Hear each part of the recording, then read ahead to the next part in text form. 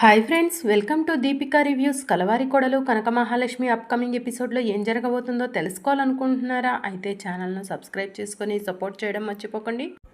పోచమ్మ కళ్ళు తిరిగి పడిపోబోతూ ఉండగా, అమ్మ ఏదైనా ఇబ్బందిగా ఉందా అని లక్ష్మి అడుగుతూ ఉంటుంది.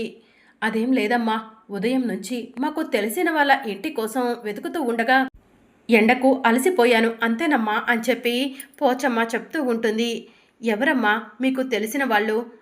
అడ్రస్ ఉందా అని చెప్పి లక్ష్మి అడుగుతూ ఉంటుంది. అడ్రస్ లాంటివి ఏమీ లేవమ్మా, అతని పేరు మాత్రమే తెలుసు అని చెప్పి పోచమ్మ చెప్తూ ఉంటుంది.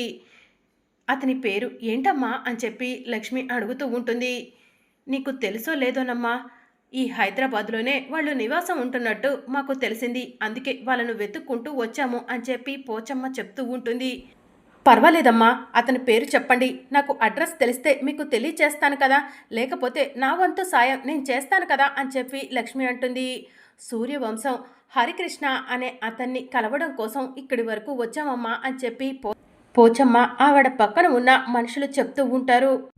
అమ్మా, మీరు సూర్యవంశం హరికృష్ణ గారిని కలవడానికి వచ్చారా? వాళ్ళ భార్య పేరు యమున కదా? సూర్యవంశం హరికృష్ణ గారి అమ్మా నాన్నల పేరు భక్తవత్సలం కాదంబరియేనా అని చెప్పి లక్ష్మి అడుగుతూ ఉంటుంది. అవునమ్మా, నీకు వాళ్ళు తెలుసా? మాకు కాస్త అడ్రస్ చెప్పి పుణ్యం చేసుకోమ్మా అని చెప్పి పోచమ్మ అడుగుతూ ఉంటుంది. నేను వాళ్ళింట్లోనే పని చేస్తున్నానమ్మా, రండి మిమ్మల్ని అక్కడికి తీసుకెళ్తాను అని చెప్పి లక్ష్మి అంటుంది. వెతుకుతున్న తీగ కాలికి తగలటం అంటే ఇదేనేమో, ఆ అమ్మవారి దయతోనే నిన్ను మాకు అమ్మవారు కనిపించేలా చేసింది, ఇదంతా కూడా అమ్మవారి దయనే అని చెప్పి పోచమ్మ చెప్తూ ఉంటే, అవును పోచమ్మ అని చెప్పి పక్కన ఉన్న మనుషులు చెప్తూ ఉంటారు.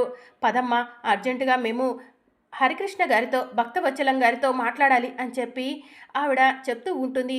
ఇదేంటి వీళ్ళు హరికృష్ణ గారితో మాట్లాడాలంటున్నారు, హరికృష్ణ గారు చనిపోయారన్న విషయం వీళ్ళకి తెలియదా ఏంటి అని చెప్పి లక్ష్మి మనసులో అనుకుంటుంది.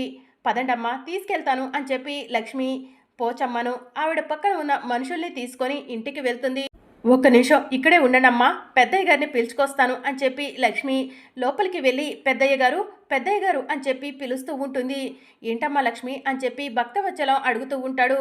మీకోసం ఊరు నుంచి కొంతమంది వచ్చారు అని చెప్పి లక్ష్మి చెప్తూ ఉంటుంది. మా కోసం ఊరు నుంచి రావటం ఏంటి అని చెప్పి భక్తవత్సలం బయటికి వెళ్ళి చూస్తే పోచమ్మ ఇంకా పక్కన ఊరి వాళ్ళు కనిపిస్తూ ఉంటారు. వాళ్ళని చూసి భక్తవత్సలం షాక్ అయ్యి లోపలికి రండి అని చెప్పి పిలుస్తూ ఉంటాడు.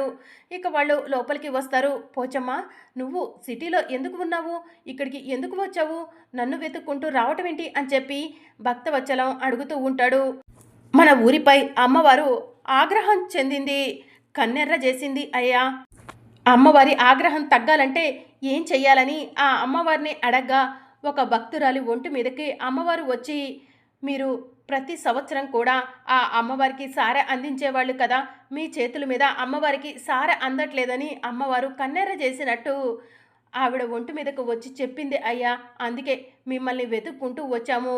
కానీ ఇక్కడ మాకు తెలిసింది ఏంటంటే హరికృష్ణ గారు చనిపోయారని, ఆ అమ్మవారికి సారె ఇచ్చే చేతులు లేవని, మీ వారసుడు లేకపోవడం దురదృష్టకరం అని చెప్పి వాళ్ళు భక్తవత్సలానికి చెప్తూ ఉంటారు.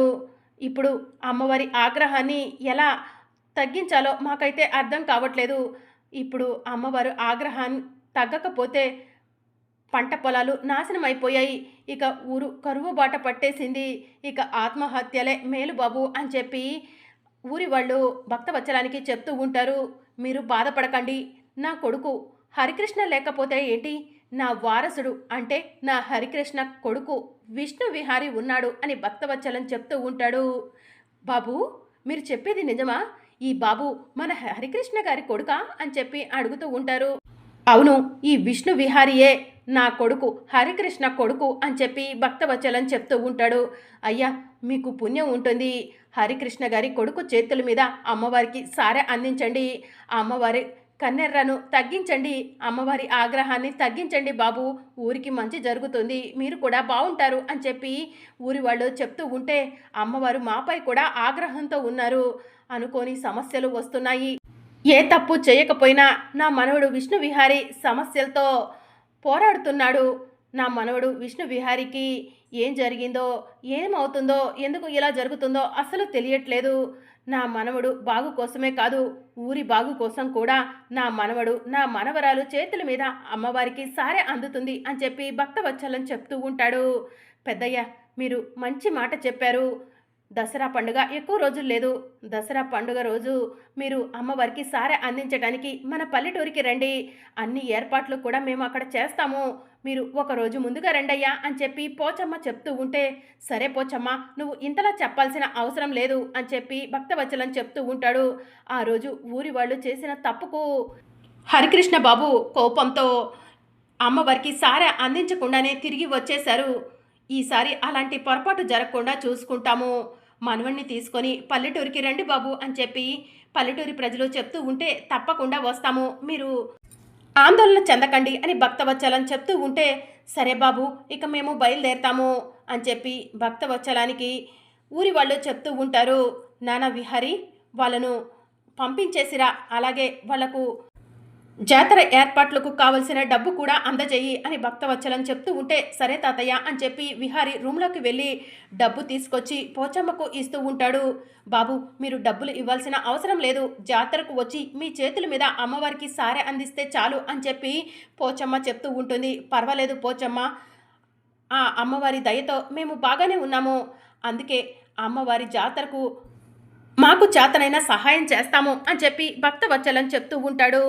సరే పెద్దయ్య, మీరు మీ మనవడితో కుటుంబ సమేతంగా రండి అని చెప్పి పోచమ్మ చెప్తూ ఉంటుంది. సరే పోచమ్మ అని భక్తవత్సలం చెప్తూ ఉంటే, ఇక మేము బయలుదేరతాం బాబు అని చెప్పి పల్లెటూరి వాళ్ళు అక్కడి నుంచి బయలుదేరతారు.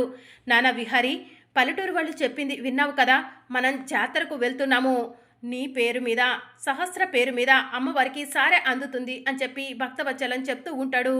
నానా, సహస్ర చేతుల మీద అమ్మవారికి సారె అందించాలి అనుకుంటున్నారు, కానీ విహారీ భార్య లక్ష్మి, అలాంటి లక్ష్మి చేతుల మీద అమ్మవారికి సారె అందాలి కదా, సహస్ర చేతుల మీద అమ్మవారికి సారె అందితే అమ్మవారు ఆగ్రహం తగ్గుతుందా అని చెప్పి వసుధ మనసులో అనుకుంటూ ఉంటుంది. ఇక మరోవైపు భక్తవత్సలం ఒంటరిగా కూర్చొని ఉంటే పండు లక్ష్మి ఇద్దరు కూడా భక్తవత్సలం దగ్గరకు వెళ్తారు. పెద్దయ్య, అసలు అక్కడ పల్లెటూరులో ఏం జరిగింది, ఎందుకు హరికృష్ణ గారు కోపంతో అమ్మవారికి సారె అందించకుండా వచ్చారు అని చెప్పి లక్ష్మి పండు అడుగుతూ ఉంటారు. అప్పట్లో మన హరికృష్ణ గురించి పల్లెటూరి వాళ్ళు నానా పుకార్లు పుట్టించారు. హరికృష్ణ ఏ తప్పు చెయ్యకపోయినా కూడా దోషిగా నిలబెట్టారు. అంతమందిలో హరికృష్ణను దోషిని చేసినందుకు హరికృష్ణ తట్టుకోలేకపోయాడు.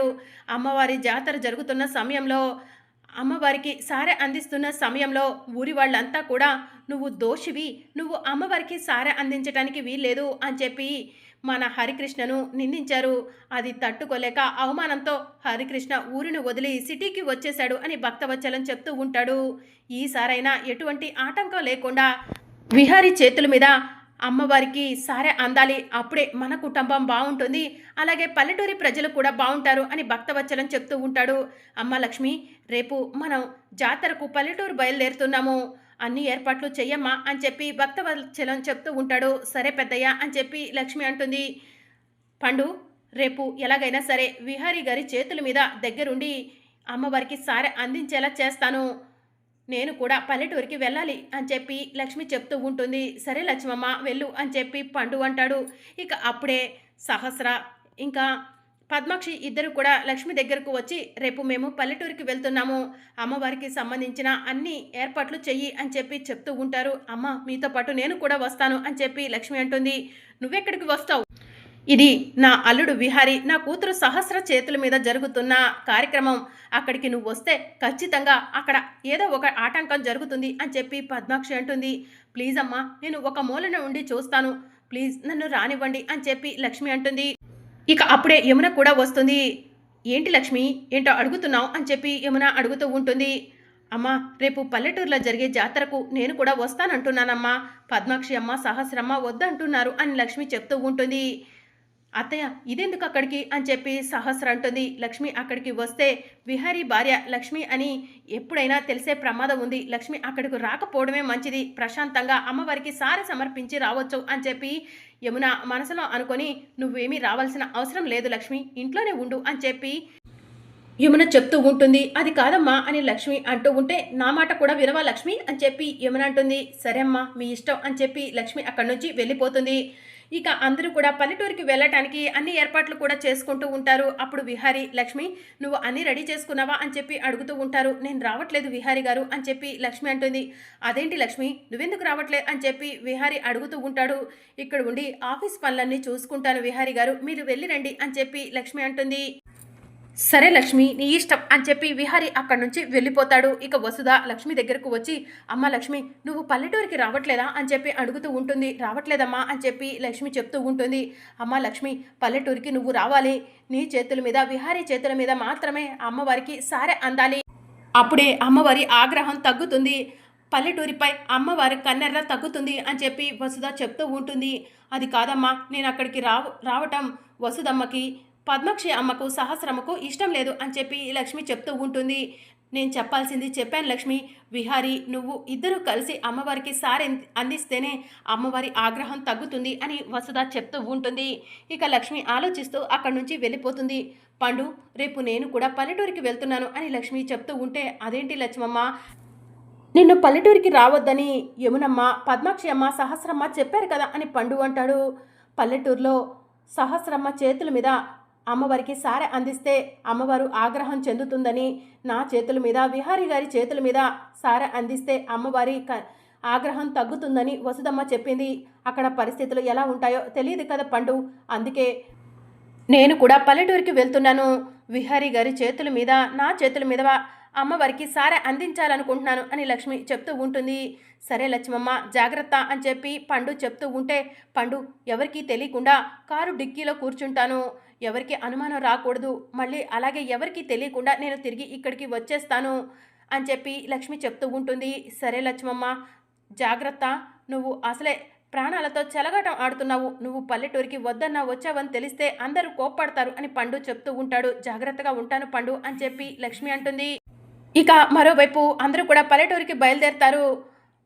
పండు ఇల్లు జాగ్రత్త, ఆ లక్ష్మి ఎక్కడ చచ్చింది అని పద్మాక్షి అడుగుతూ ఉంటుంది. ఏమోనమ్మా తెలీదు అని చెప్పి పండు చెప్తూ ఉంటాడు. అమ్మ ఆ లక్ష్మి మన కళ్ళు కప్పి మనతో పాటు పల్లెటూరికి వస్తుందేమో, ఒకసారి కార్లన్నీ చెక్ చేద్దాము అని చెప్పి సహస్ర అంటుంది. ఇక సహస్ర పద్మాక్షి ఇద్దరూ కలిసి కార్లన్నీ కూడా చెక్ చేస్తూ ఉంటాడు. ఇక విహారి కోపంగా సహస్ర వైపు పద్మాక్షి వైపు చూస్తూ ఉంటారు. బావా ఒకసారి వచ్చి ఈ కార్ డిక్కీ ఓపెన్ చేయి అని చెప్పి సహస్ర అంటుంది.